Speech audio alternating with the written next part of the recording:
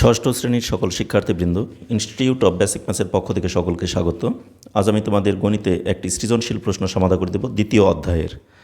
আর অঙ্কটি তোমরা দেখো, এখানে আমি লিখে রেখেছি। খুব সহজ অঙ্কটি, অল্প সময়ের মধ্যে তোমাদের অঙ্কটি সমাধান হয়ে যাবে। তোমরা মনোযোগ দিয়ে দেখো, আশা করি ভালোভাবেই বুঝতে পারবে। এখানে প্রশ্নটি দেওয়া আছে, একটি জিনিস 504 টাকায় বিক্রি করলে 16% ক্ষতি হয়। একটি জিনিস কত দিয়ে ক্রয় করা হয়েছে সেটা জানি না, কিন্তু বিক্রয় মূল্যটা দেওয়া আছে কত, 504 টাকা। যদি 504 টাকাতে আমরা বিক্রি করি তাহলে 16% ক্ষতি হয়, মানে 100 টাকায় 16 টাকা ক্ষতি হয়। এখন 540 টাকার 10% কত? উদ্দীপকের সাথে ক নাম্বারের কোনো কিন্তু সংশ্লিষ্টতা নেই, তাহলে এটা আমাদের আলাদা একটা অঙ্ক। তাহলে এটাকে আগে আমরা সমাধান করে ফেলি, তারপর আমরা উদ্দীপকের সাথে দেখো খ এবং গ এই দুইটির সংশ্লিষ্টতা আছে। তাহলে ক নাম্বারটা যেহেতু আমাদের উদ্দীপকের সাথে কোনো সম্পর্ক নাই, তাহলে ক নাম্বারটাকে আমরা সমাধান করে ফেলি এখানকার অনুযায়ী। 540 টাকার 10% সমান কত? সমাধানটা দেখো।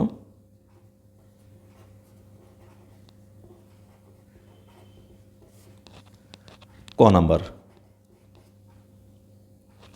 এখানে আমাকে বলছে 540 টাকার 10%। তাহলে লিখি 540 টাকার 10% সমান সমান কত? তাই আমরা কি লিখব? 540 টাকার মানে এর 10%। 10% মানে কি? 100 ভাগের 10 ভাগ। তাহলে এইটা যা আসবে তত কি টাকা না? তাহলে এত টাকার 10% সমান এত টাকা। এখন তোমরা এক লাইনে যদি পুরাটা না লিখতে পারো, তাহলে কী করবে? 540 টাকার 10% সমান সমান দিয়ে এখান থেকে লিখো 540 এর এত, তারপরে নিচে নিচে লিখবে। আমি একটু এক লাইনে লিখে ফেলছি, তোমাদের ভেঙে ভেঙে করা উচিত ছিল। তোমাদের এক খাতায় যেভাবে আঁটে ঠিক সেভাবেই করা উচিত, ঠিক আছে? তা ঠিক আছে, এখন আমরা এই 10 দিয়ে যদি 100কে কাটি, তাহলে 10 10-এ 100 হয়ে যায় না? আর সেই 10 দিয়ে যদি 540কে কাটি, তাহলে কিন্তু একটা শূন্য খালি কমে যাবে, অর্থাৎ 54 হয়ে যাবে, ঠিক আছে? তাহলে এখানে আমাদের কী রইল? নিচে কিছুই রইল না, উপরে রইল শুধু 54 টাকা। 54 টাকা, এটি উত্তর। তাহলে আমাদের ক নাম্বারের উত্তরটা কিন্তু এটাই, আর কিছুই না, ঠিক আছে? তাহলে এখানে আমরা অ্যান্সার দিয়ে দিতে পারি। এবারে খ নাম্বার দেখো, খ নাম্বারে কী বলছে? জিনিসটির ক্রয় মূল্য নির্ণয় করো। তাহলে এখানে 16% যে ক্ষতি হয়েছে 504 টাকা বিক্রি করাতে, তাহলে এখানে আসলে কয় টাকাতে কিনছিল, অর্থাৎ কেনা মূল্য বা ক্রয় মূল্য কত ছিল সেটা আমাকে বের করতে বলছে, ঠিক আছে? তাহলে এটাকে আমরা এখন বের করি। যদি 16% ক্ষতি হয়, তাহলে 16% ক্ষতিতে আমি যে জিনিসটা কিনছিলাম 100 টাকা দিয়ে, সেটা আমি বিক্রি করছি কত? 16 টাকা কম। 100 টাকার থেকে 16 টাকা কম, অর্থাৎ 84 টাকা দিয়ে ক্রয় করছি। তাহলে ওইভাবে আমি একটা লাইন আগে লিখি, দেখি 16% ক্ষতিতে 100 টাকার জিনিসের 100 টাকার জিনিসের মানে যে জিনিসটা আমি 100 টাকাতে কিনছিলাম, ওইটা আমাদের বিক্রি করা কত, বিক্রি মূল্য কত? অথবা 100 টাকার ক্ষতিতে এখানে আমরা একটাও লিখতে পারতাম, ক্রয় মূল্য 100 হলে বিক্রয় মূল্য এটাও লিখতে পারতাম। আচ্ছা, যাই হোক, 100 টাকার জিনিসের বিক্রয় মূল্য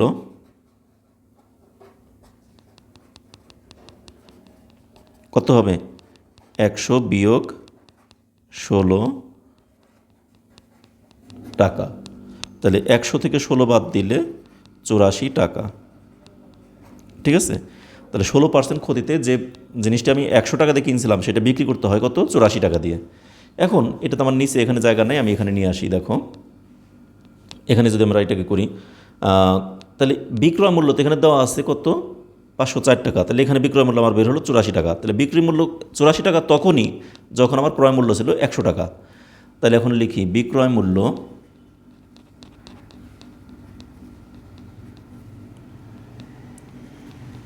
চুরাশি টাকা হলে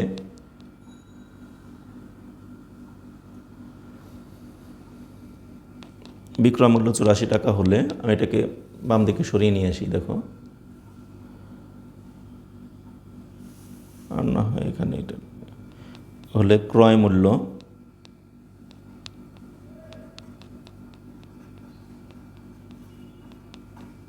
100 টাকা। তাহলে এখন বিক্রয় মূল্য 1 টাকা, আমি একটু 2 লাইনে লিখছি, তোমরা 1 লাইনে লিখবে, কিন্তু এটা আমার এখানে ডান পাশে জায়গা নেই, এই জন্য বিক্রয় মূল্য 84 টাকা হলে ক্রয় মূল্য 100 টাকা। বিক্রয় মূল্য 1 টাকা, 1 টাকা হলে ক্রয় মূল্য কত? উপরে 100, নিচে 84 টাকা। দেখো বিক্রয় মূল্য আমাদের দেওয়া আছে কত? 504 টাকা।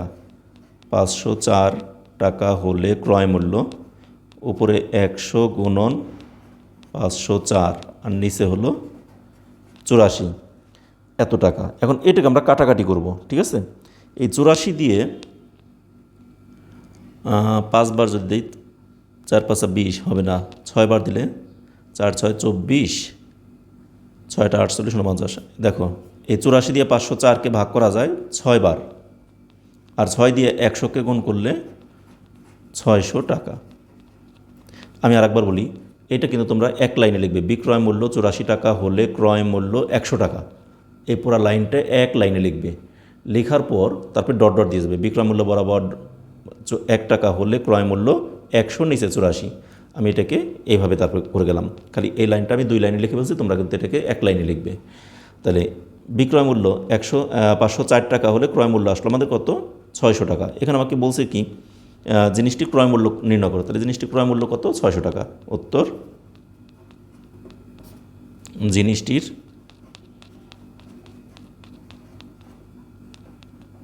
ক্রয় মূল্য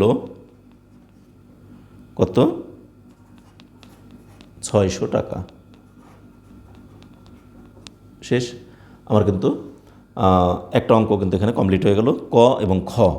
এবারে গ নাম্বারটা, জিনিসটি 624 টাকা বিক্রি করলে শতকরা কত লাভ বা ক্ষতি হবে? এই জিনিসটি যদি আমরা 650 টাকা বিক্রি করতাম, তাহলে কি আমাদের লাভ হতো না ক্ষতি হতো? সেই কাজটা আমাদেরকে বের করতে বলছে। দেখি আমরা এটাকে করে ফেলি। গ নাম্বারটা,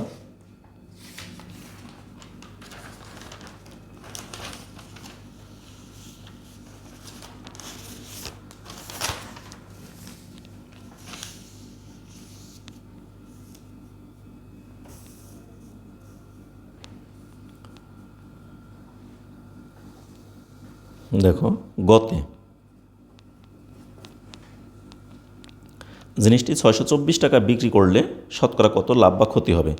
তাহলে আমরা খ হতে পাই, এখানে লিখব খ হতে পাই জিনিসটির ক্রয় মূল্য 600 টাকা। খতে আমরা এইমাত্র বের করলাম না জিনিসটি কত টাকা দিয়ে ক্রয় করছিল? 600 টাকা। এখন লিখি, সুতরাং জিনিসটির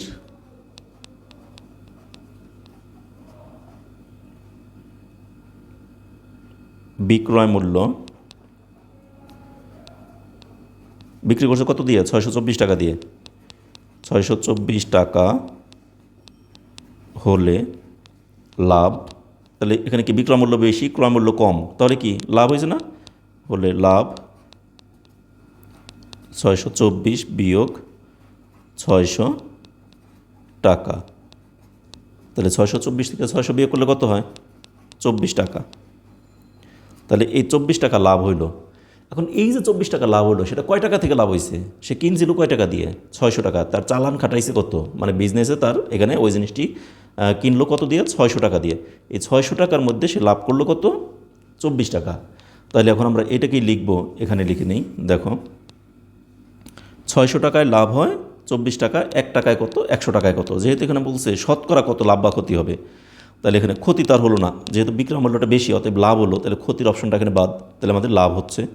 তাহলে এখন লিখি 600 টাকায় লাভ হয় কত? 24 টাকা। সুতরাং 1 টাকায় লাভ হয় 24, নিচে 600 টাকা। আমাকে বলছে 100 টাকায় লাভ হয় 24 গুণন 100 আর নিচে 600 টাকা। দেখো এই 100 দিয়ে 600কে কাটলে কত হয়? 6। 6 দিয়ে 24কে কাটলে 4 6 24, তাই না? তাহলে সমান সমান 4 টাকা। তাহলে তার শতকরা কত? এখানে বলছে কি শতকরা কত লাভ হলো? তাহলে শতকরা হলো 4 টাকা, মানে 4% তার লাভ হলো। এটি উত্তর। তাহলে আমাদের আর কোনো কিছুই করার নাই এখানে, ঠিক আছে? উত্তর লাভ, এখানে লিখতে পারি শতকরা লাভ 4 টাকা অথবা লাভ 4%, এই কথা লিখে দিলে হয়। উত্তর লাভ 4%। এই পার্সেন্টেজটা কি কথায় লিখলে শতকরা লাভ 4 টাকা, কিন্তু এখানে তুমি শতকরা কথাটা না লেখা মানেই শতকরা চিহ্নটা দিয়ে দিছি। শেষ। তাহলে আমাদের ক খ গ 3টি পার্টি কিন্তু কমপ্লিট হয়ে গেল। তো একেবারেই ছোট্ট একটি অঙ্ক, আমি ছোট্ট অল্প সময়ের মধ্যেই তোমাদের ছোট্ট একটি অঙ্ক তোমাদের সমাধান করে দিলাম। আশা করি সবাই বুঝতে পেরেছো। আজ এ পর্যন্তই। আগামী ক্লাসে আবার তোমাদের সাথে দেখা হবে নতুন কোনো অঙ্ক নিয়ে। সে পর্যন্ত তোমরা সকলে ভালো থেকো, সুস্থ থেকো এবং নিরাপদে থেকো। আমার চ্যানেলের সাথেই থেকো। ধন্যবাদ সকলকে।